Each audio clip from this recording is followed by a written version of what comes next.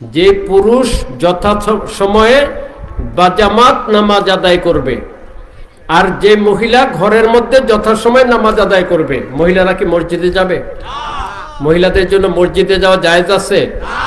আজকে একটা দল বের হয়েছে, তারা মহিলাদের জন্য আলাদা মসজিদে জায়গার ব্যবস্থা করেছে, আবার মহিলাদেরকে তারা মসজিদে ডেকে আনে। জোরে বলেন নাউজুবিল্লাহ। তারা দলিল দেয় যে নবীজির সময়, বুখারী শরীফে আছে, নবীজির সময় মহিলারা নবীজির পিছনে নামাজ আদায় করেছেন মসজিদে নববীতে। ঈদগাহে গিয়ে মহিলারা নবীজির পিছনে ঈদের নামাজ আদায় করেছেন, দলিল দেয়। শুধু দলিল দিলেই হবে না, হাদিস শরীফে থাকলেই হবে না, এর ব্যাখ্যা আছে না নাই? তোরে বলে সরাগুলো পড়তে হবে, ব্যাখ্যা গ্রন্থগুলো পড়তে হবে, খালি দলিল দিলে হবে না। আমি যদি দলিল দেই যে নামাজের মধ্যে কথা বলা যাবে, আপনি কি মানবেন? নামাজে কথা বলা যাবে? কিন্তু বুখারী শরীফের হাদিসে আছে সাহাবায়ে কেরাম নামাজের মধ্যে কথা বলেছেন। নামাজ দাঁড়িয়ে গেছে, এক সাহাবী এসে জিজ্ঞাসা করলেন কত রাকাত হয়েছে। ওই সাহাবী নামাজে দাঁড়িয়ে বলেছেন 3 রাকাত, 2 রাকাত, 4 রাকাত হয়েছে। এই হাদিসটা কি দলিল দেওয়া যাবে? এই হাদিস ধরে কি নামাজে কথা বলা যাবে? এটা নামাজে প্রথম দিকে কথা বলা জায়েজ ছিল, পরে নিষেধ হয়ে গেছে, ঠিক না ঠিক? কাজে কোন হাদিস শরীফ এটাকে দেখতে হবে। খালি বুখারী শরীফে আছে দেখলেই হবে না, মুসলিম শরীফে আছে দেখলেই হবে না, এর আগে কি আছে, পরে কি আছে, হাদিসের ব্যাখ্যা কি, হাদিসের সনদ কি, এগুলো দেখতে হবে, ঠিক কিনা? না জেনে একটা হাদিস পড়ছে বা ফতোয়া দিয়ে দিল। নবীজির সময় মহিলারা জামাতে নামাজ পড়ছে, এই জন্য এখনো মহিলাদেরকে জামাতে নিতে হবে। চলে বলেন নাউজুবিল্লাহ। কিন্তু এর ব্যাখ্যা তারা জানে না। যখন আমিরুল মুমিনিন খলিফাতুল মুসলিমিন হযরত ওমর ইবনুল খাত্তাব রাদিয়াল্লাহু তাআলা আনহু, উনি যখন খলিফা হলেন, খলিফা হওয়ার কিছুদিন পর্যন্ত মহিলাদের মসজিদে আসা তারা সেটা জারি ছিল।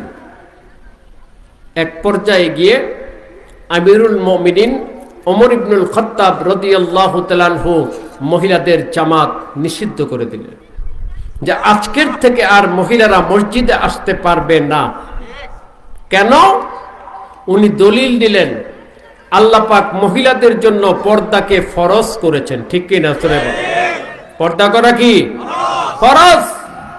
আল্লাহ বলেছেন অকরনা ফি বুয়ুতিকুন্না ওয়ালা তাবাররুজনা তাবাররুজাল জাহিলিয়াতিল উলা, হে মহিলারা তোমরা ঘরের মধ্যে অবস্থান করো, আইয়াবে জাহিলিয়াত যুগের মহিলাদের মতো বেপর্দা হয়ে রাস্তায় ঘুরে বেরিও না, ঘরে অবস্থান করো।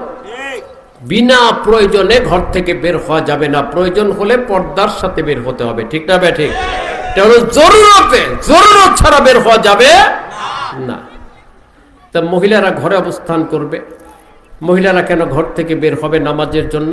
কারণ জামাত তো মহিলাদের জন্য সুন্নতে মুআক্কাদা না, জামাত হচ্ছে পুরুষের জন্য সুন্নতে মুআক্কাদা, ঠিক কিনা? জোরে বলে, মহিলাদের জন্য না। তাই উনি ঘরে বসে থাকতে বললেন, মসজিদে আসা যাবে না। 1 নম্বর কোরআন থেকে দলিল দিলেন। 2 নম্বর হাদিস থেকে দলিল দিলেন, দাইলামি শরীফের হাদিস। নবীজি বলেছেন, আরো অনেক হাদিস আছে, বুখারী মুসলিমেও আছে, নবীজি বলেছেন মহিলাদের জন্য উত্তম নামাজের জায়গা হলো তার ঘরের গোপন প্রকোষ্ঠ। জোরে বলুন সুবহানাল্লাহ। কথা বুঝে আসছে? এটা নবীজি বলেছেন হাদিস শরীফে, মুসলিম বুখারী শরীফের হাদিস। নবীজি বলেছেন মহিলাদের জন্য সবচাইতে উত্তম জায়গা নামাজের তার ঘরের গোপন রুম, গোপন হুজরা, গোপন প্রকোষ্ঠ, এটা হচ্ছে মহিলাদের জন্য সবচেয়ে উত্তম জায়গা, ঠিক না ঠিক? নবীজি বলেন নাই যে মহিলাদের জন্য জামাতে পড়া উত্তম, এই কথা বলেছেন? আরেকটা হাদিস আছে দাইলামি শরীফের হাদিস, নবীজি বলেছেন মহিলারা মসজিদে না এসে যদি ঘরে নামাজ আদায় করে তাহলে 25 গুণ বেশি ফজিলত লাভ করবে। জোরে বলুন সুবহানাল্লাহ। মহিলাদের ঘরে নামাজ পড়লে 25 গুণ বেশি ফজিলত।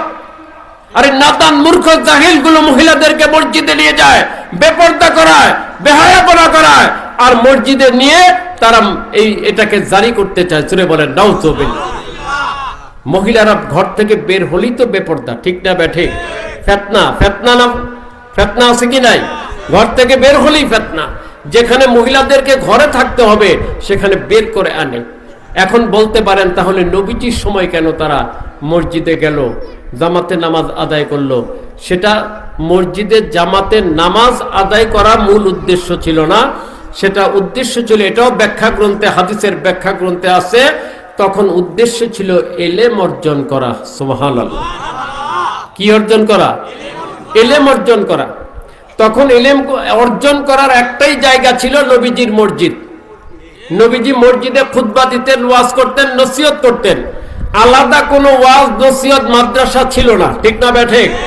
স্কুল কলেজ ছিল? ছিল না। নবীজির দরবার এলেমের এক নাম্বার মার্কাজ ছিল। এই জন্য মহিলাদেরকে নবীজি নিষেধ করেন নাই যে তোমরা আসো, ঠিক আছে, ওয়াজ শোনো, নসিহত শোনো। এটার আরেকটা প্রমাণ হচ্ছে বুখারী শরীফের হাদিসে আছে, মহিলারা মাসিক অসুস্থ হয় না? মাসিক যে অসুস্থ হয় তখন কি নামাজ আছে? নামাজ নাই। কিন্তু ওই মাসিক অসুস্থতার সময় মহিলারা ঈদগাহে যেত, ঈদের দিন ঈদগাহে যেত। তা কেন যেত? মাসিক অসুস্থতার সময় ঈদগাহে যেত কেন? তাদের তো নামাজ নাই, ঠিক না ব্যাঠিক? কেন যেত? নবীজি যে ওয়াজ করতেন, খুতবা দিতেন ঈদের, এই খুতবাটা শোনার জন্য, এলেম অর্জন করার জন্য। জোরে বলুন সুবহানাল্লাহ। ঠিক না ব্যাঠিক? এলেম অর্জন করা ফরজ, জামাতের নামাজ পড়া মহিলাদের জন্য ফরজ না, ঠিক না ব্যাঠিক? এই জন্য এখন এলেম অর্জন করার জন্য পর্দার সাথে মহিলারা মাদ্রাসায় যেতে পারে, ওয়াজ মাহফিলে আসতে পারে, ঠিক না ব্যাঠিক? পর্দার সহিত এলেম অর্জন করার জন্য। কিন্তু জামাতে নামাজ পড়া এটা ফরজও না, ওয়াজিবও না, সুন্নতে মুআক্কাদাও না, বরং মহিলারা ঘরে নামাজ পড়লে 25 গুণ বেশি ফজিলত। জোরে বলুন সুবহানাল্লাহ। মনে থাকবে? বুঝে আসছে আমার কথাটা? কাজে যারা আজকে মহিলাদেরকে মসজিদে নিতে চায় এরা হচ্ছে বাতিল ফেরকা। এরা কি? জোরে বলেন কি? বাতিল ফেরকা। এরা দেখবেন রমজান মাস আসলে বলবে তারাবি 8 রাকাত। বলে কি বলে না? তারাবি নাকি 8 রাকাত। আবার বলে ফরজ নামাজের পরে কোনো দোয়া নাই, মোনাজাত নাই। জোরে বলেন নাউজুবিল্লাহ। শবে বরাত পালন করা যাবে না। জোরে বলেন নাউজুবিল্লাহ। মানুষ মারা গেলে ইসালে সওয়াব করা যাবে না, কোরআন খতম করা যাবে না, কবর জিয়ারত করা যাবে না। জোরে বলেন নাউজুবিল্লাহ। বলে কি বলে না? এই ধরনের ফতোয়া দিয়ে মানুষদেরকে বিভ্রান্ত করে। এরা ইহুদি নাসারার দালাল, 1 নম্বর দালাল, ঠিক কিনা? জোরে বলেন। এরা মুসলমানদেরকে ইসলাম থেকে, আমল থেকে সরায় মুসলমানের মধ্যে বদ আমল ঢুকাতে চায়, ঠিক কিনা? জোরে বলেন। এদের ফতোয়া মানা যাবে? এদের ফতোয়া মানা যাবে না। যাই হোক, আমি যেটা বলছিলাম, পুরুষেরা বাজামাত নামাজ আদায় করবে, কারণ পুরুষের জন্য জামাতে নামাজ আদায় করা সুন্নতে মুআক্কাদা করিবাতুম মিনাল ওয়াজিব, ওয়াজিবের নিকটবর্তী, ঠিক না বেটা? অর্থাৎ ওয়াজিবই ধরা হয় জামাতে নামাজ আদায় করা পুরুষের জন্য। আর মহিলারা যথাসময়ে ওয়াক্ত হলে ঘরে নামাজটা আদায় করে নেবে, কোনো গাফলতি করা যাবে